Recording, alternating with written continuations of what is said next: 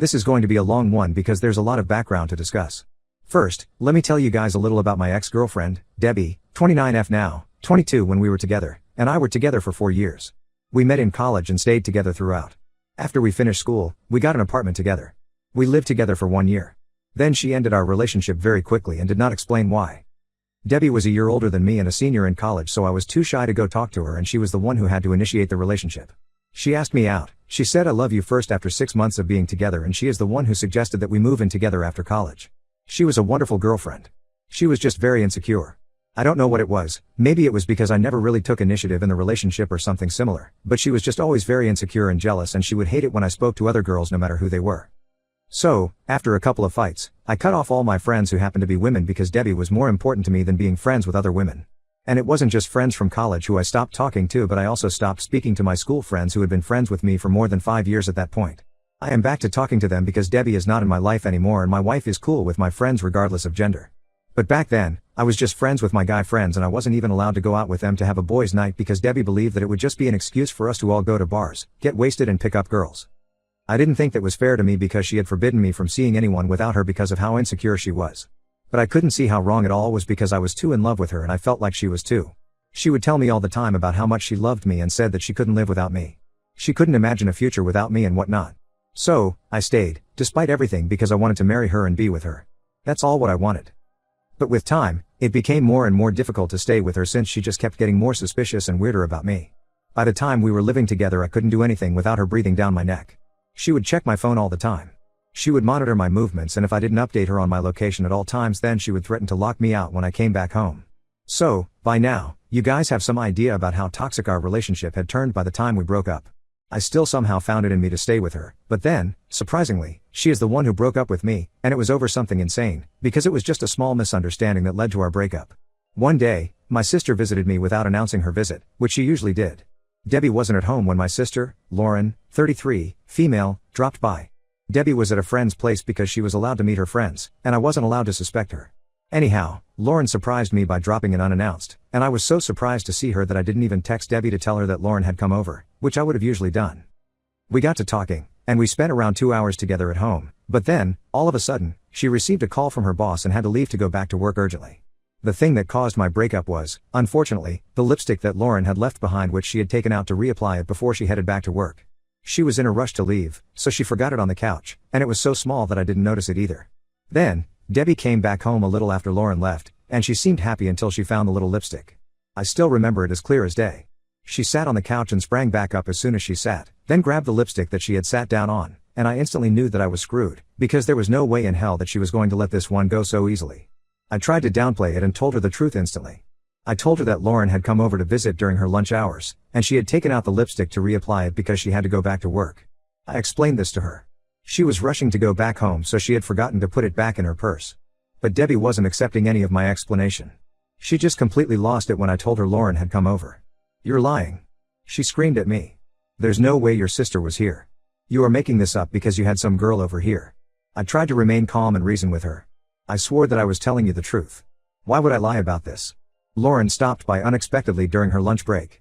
That Vassar lipstick she left behind. Debbie didn't believe me at all. She picked up a glass from the coffee table and hurled it across the room, shattering it against the wall. She told me that I was a liar and a cheat and that she had wasted 4 years of her life with me. I told her that she was acting completely insane. I told her that I was not lying and had never cheated on her. But she wasn't listening at all. The screaming insults just kept flying, calling me every vile name imaginable. I had never seen her in such a blind rage before. At one point, she even hurled her car keys at me, which thankfully missed and hit the wall instead. After nearly an hour of this intense back and forth screaming match, with no chance to get a word in or defuse the situation, Debbie finally hit me with the ultimatum. She told me to get out of her apartment that night. She told me that she was done with me and that it was over. I just stood there stunned for a moment. Was she seriously ending our 4-year relationship over this bizarre misunderstanding? But the crazed look in her eyes showed she absolutely meant it. Seeing no other options, I went to our bedroom to start packing my belongings into a couple suitcases and boxes. I gathered everything I could take with me. I couldn't believe this was how it was ending with Debbie after 4 years together. And over something so completely stupid. Within a couple of hours, all my stuff was packed up and I said one last goodbye, begging for her to reconsider and give me a chance to properly explain and make things right. But she just coldly told me to leave and never contact her again before slamming the door on my face. I felt devastated. I wound up crashing on a friend's couch for the next couple weeks in an absolute shock and depression. I could barely eat or sleep, just lied there replaying every memory with Debbie over and over in my mind. All the good times, all the laughs, all the intimacy and talks of spending our lives together, it was all over in an instant because of her jealousy and refusal to listen to reason. I tried calling her dozens of times to no avail.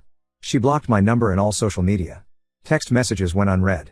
At one point, I even went back to the apartment and banged on the door for nearly an hour before giving up and leaving a handwritten letter pleading for her to let me explain everything.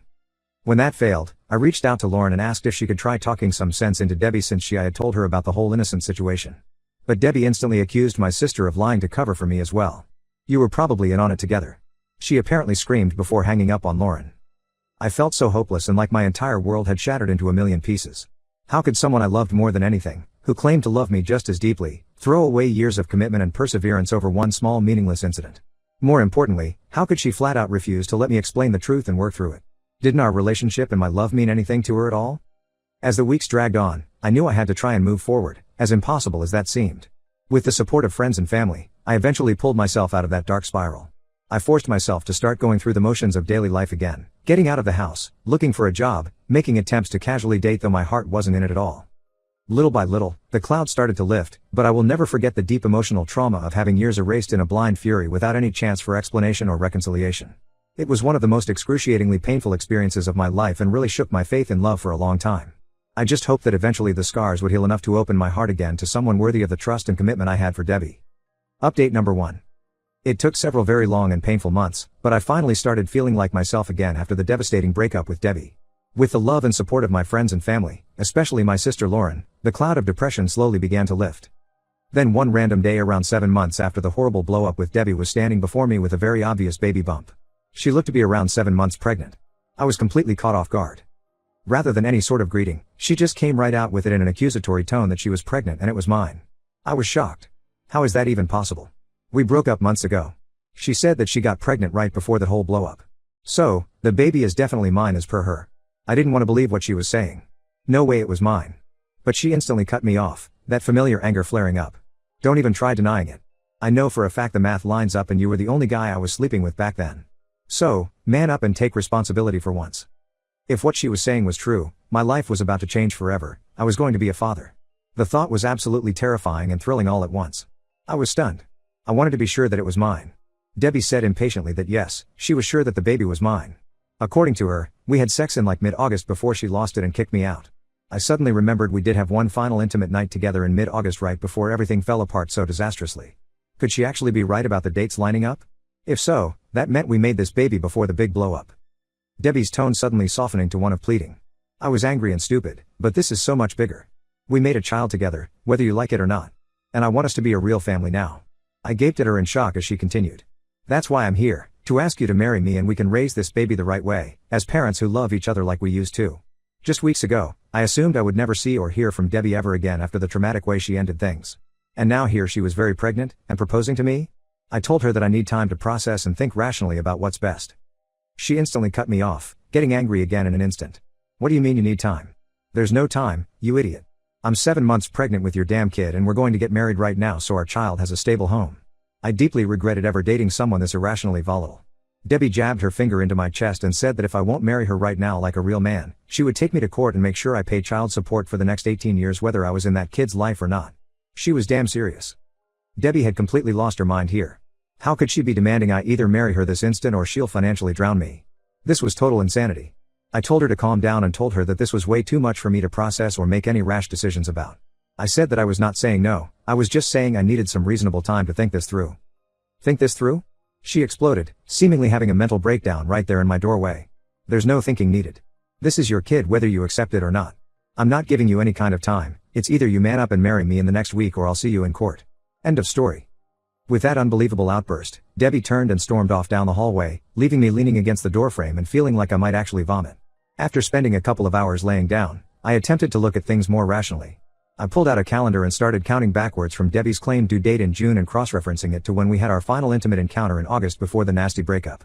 And that's when I realized Debbie had to be wrong. The dates didn't actually line up at all based on how far along she seemed to be. In fact, if my math was correct, she got pregnant at least a month or more after we stopped being intimate and went our separate ways. Which meant the baby couldn't possibly be mine like she was swearing up and down. I kept going over the dates again and again, trying to find any miscalculation that could make Debbie right. But I kept coming to the same conclusion. The timeline showed there was no way I was the father of this child.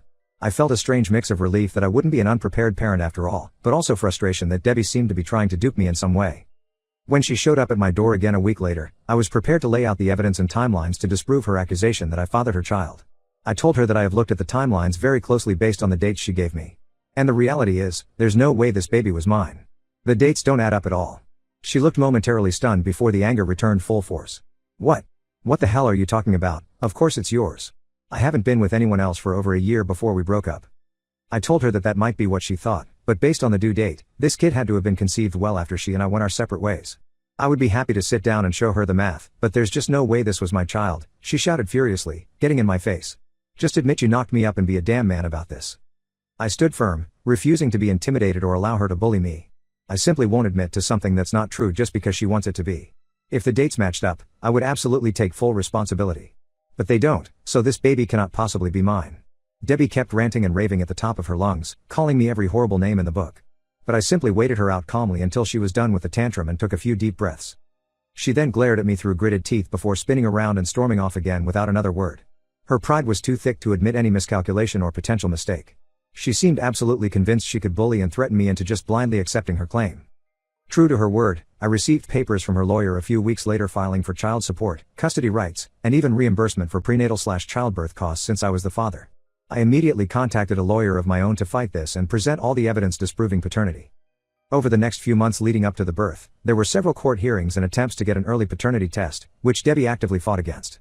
She kept insisting she shouldn't have to prove anything since I was clearly the father. My lawyer had to keep tempering my anger at how determinedly convinced she was trying to scam and defame me. When she finally had the baby in June, the judge immediately ordered a paternity test as a first priority before any other matters could proceed. Debbie kept ranting and raving right up until those test results came back a few weeks later. I'll never forget the look on her face when the judge opened the envelope and said, "Based on these certified lab results, it has been conclusively proven that Mr. Smith is not the father of this child." It was the same dumbstruck, slack-jawed expression of someone who had their entire personality and worldview shattered into a million pieces in an instant. She didn't say anything, she just shook her head repeatedly in disbelief. My name was fully cleared exactly as I insisted it would be from the start. But there was no happiness or joy, just a sad unreality to the whole scenario. Part of me almost felt sorry for Debbie, watching a lifetime of delusions and fabrications crumble right before her. The judge immediately dismissed the case and all claims of custody or support against me. Debbie and her lawyer quickly ushered out of the courtroom in stunned silence. I don't know what she told people or how she explained the ruling, but I didn't really care either. Finally, after what seemed like a lifetime of accusations and drama, I was free and clear of any ties or wrongdoing connected to my toxic ex. It allowed me to take a deep breath and continue moving forward with my life without her insanity weighing me down anymore. Thankfully, I haven't heard a single peep from Debbie again since that day. I'm sure she's still trying to wrestle with the humiliation of having all her warped lies so conclusively exposed, and the reality of being a single mother with an unknown father in the picture. As for me, I did everything I could to be the reasonable, rational one despite her best efforts to drag me down. In the end, the truth prevailed.